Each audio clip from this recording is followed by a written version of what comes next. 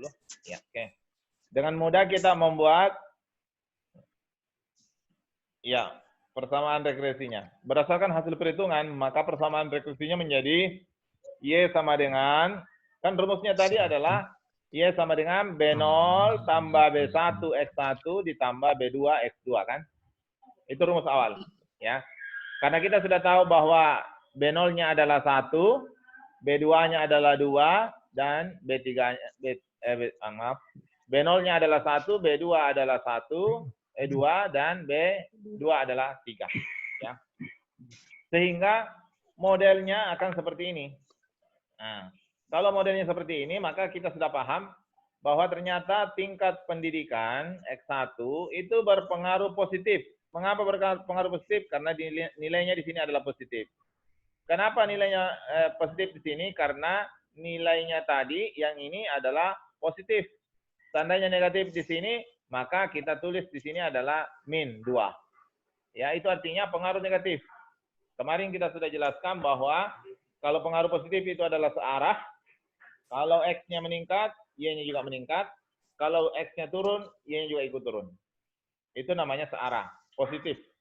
Tapi kalau dia negatif, kalau X-nya meningkat, Y-nya menurun. Atau sebaliknya, X-nya menurun, Y-nya naik. Nah, itu namanya pengaruh negatif. Ya, berbanding terbalik. Ya. Jadi, berbanding terbalik itu selalu kebalikan dari apa yang terjadi. Ya. Oke. Coba kita perhatikan, tingkat pendidikan berpengaruh positif terhadap kualitas layanan. Apa maknanya? Bahwa semakin tinggi tingkat pendidikan seseorang, maka kualitas layanan yang dihasilkan semakin baik. Ya. Semakin tinggi tingkat pendidikannya, maka kualitas layanan yang dihasilkan semakin baik. Nah, besarnya pengaruh tingkat pendidikan terhadap kualitas layanan itu sebesar 2. Ya. Artinya apa? Kalau tingkat pendidikannya meningkat satu satuan atau 1 tahun misalnya, maka kualitas layanannya akan meningkat sebesar 2. Nah, ini angka 2 ini ya menunjukkan ya besarnya pengaruh. Selanjutnya pengalaman ya. Jadi pengalaman berpengaruh positif juga terhadap kualitas layanan. Ya. Besarnya pengaruh pengalaman terhadap kualitas layanan itu sebesar 3. Dan juga positif. Ya. Apa artinya?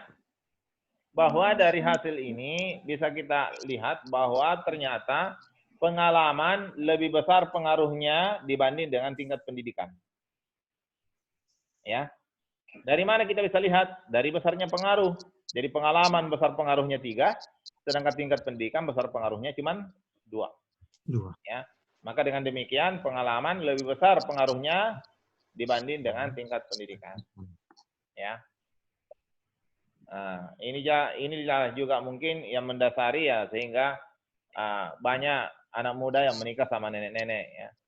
Karena pengalaman lebih besar pengaruhnya dibanding dengan tingkat pendidikan ya terhadap kualitas layanan. Oke, ya. Ya. Nah, ini adalah perhitungan lain dengan contoh lain ya. Coba kita lihat, ini adalah contoh kedua ya. Yaitu data pengeluaran 10 rumah tangga untuk pembelian barang tahan lama per minggu yang disimbol dengan Y.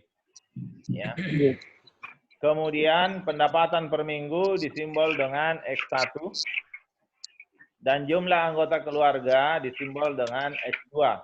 Jadi 2 variabel bebasnya yaitu pendapatan per minggu atau X1 dan jumlah anggota keluarga yaitu X2 terhadap kemampuan membeli barang tahan lama. Jadi mau dilihat apakah pendapatan per minggu dan jumlah anggota keluarga itu berpengaruh terhadap kemampuan keluarga dalam membeli barang tahan lama. Nah, secara teori bisa kita simpulkan seperti ini ya. Jadi misalnya ya pendapatan per minggu, jadi semakin tinggi pendapatannya keluarga dalam setiap minggu, maka kemampuannya membeli barang tahan lama semakin meningkat. Ini paham ya? Jadi kalau pendapatan keluarga meningkat, maka kemampuan membeli barang tahan lama juga meningkat. Ya, bisa dipahami ya? Maka hubungannya adalah positif. searah. Positif. Ya. Nah, begitupun juga dengan jumlah anggota keluarga. Kalau jumlah anggota bertambah, lahir lagi satu orang, lahir lagi, ya, maka kemampuannya membeli barang tahan lama akan semakin menurun. Berkurang. Berarti kan negatif kan? Nah, karena apa? Habis uangnya untuk membeli susu, membeli keperluan yang keperluan harian, sehingga dia tidak mampu membeli barang tahan lama. Barang tahan lama itu seperti misalnya motor, ya, barang-barang yang dikonsumsi dengan jangka panjang, ya. Nah, itu seperti itu kira-kira, ya. Nah, selanjutnya saya ingin perlihatkan bagaimana mengolah ini dengan menggunakan software. Mudah-mudahan bisa. Tunggu sebentar.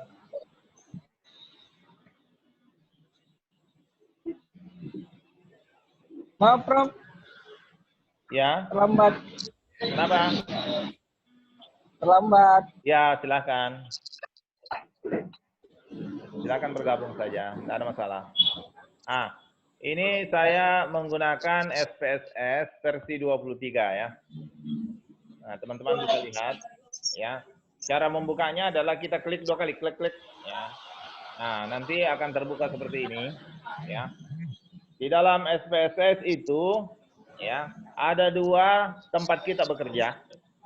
Yang pertama adalah data view. Tempatnya data nanti kita masukkan. Ini tempat data dan di sini. Kemudian ada variable view, ya. Ada variable view. Variable view ini adalah tempatnya untuk memberi label, memberi nama dan seterusnya, ya. Dan ukuran-ukurannya, ya. Saya ulangi. Tidak muncul, Pak. Tidak ada. Tidak tampil, Tidak ada Pak. muncul. Oke, tunggu. Kelihatan aplikasinya, Pak. Tunggu.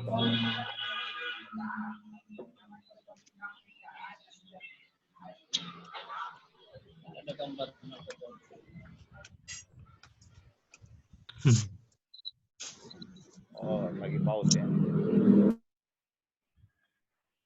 Ulangi. Bagaimana? Bisa kelihatan?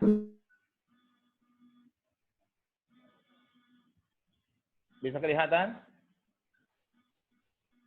Halo?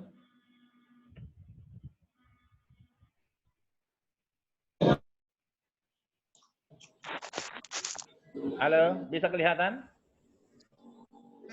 Oh iya, Bisa, Pak. Bisa? Iya, bisa, Pak. Oke, ya.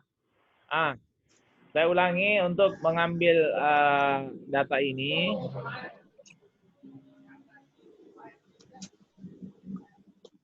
Ya.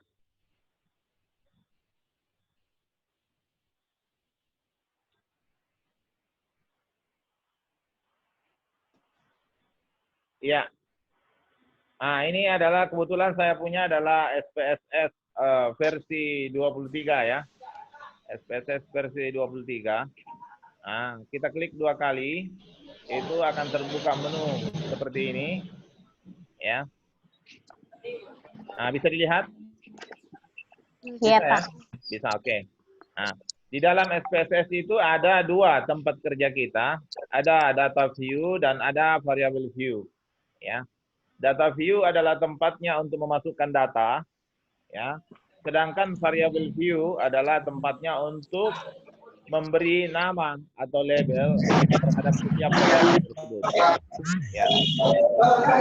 Mungkin yang lain bisa di unmute. Ya. Oke.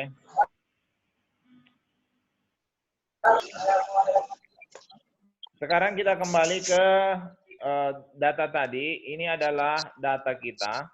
Ya, data tentang kemampuan membeli barang tahan lama, kemudian pendapatan keluarga dan jumlah anggota keluarga.